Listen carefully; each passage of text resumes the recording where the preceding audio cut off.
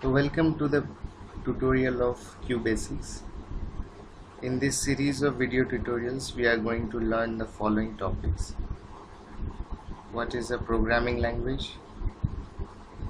Introduction to the QBasics. Then we will look at the GUI of QBasic. Then we will go through the QBasic commands, punctuations used in QBasics, variables in QBasics, operators, and then finally the control statements. So what is a programming language? For those who are very new to the programming language, they should learn the following jargons that are discussed here. So programming language is just a language used by a programmer. Okay. Now each language has a keyword and syntax.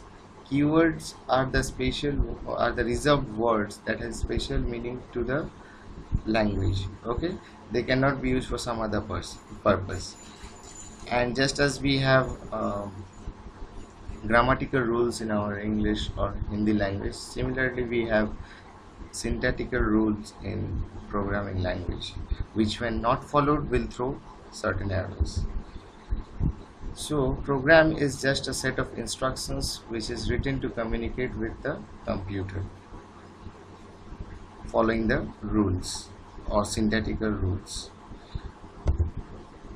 And a group of programs, when combined together, will make a software application, just like we have antiviruses, MS Office products. And just before moving ahead, we should know that there are two types of languages. First one is a high level language and low level languages. Let us take a pictorial look. So a programming language is divided into two parts. High level languages, example like QBasics, Java, Python, C, C++ are high level languages. And low level languages like assembler. Now look at the following figure. Here you can see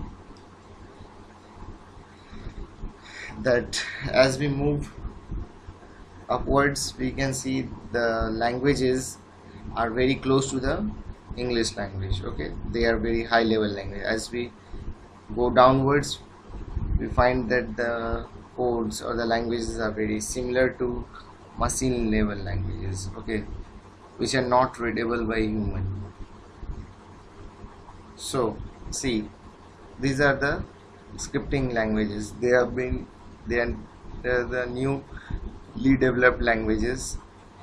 And then here comes the C and C++, which are high and middle level languages.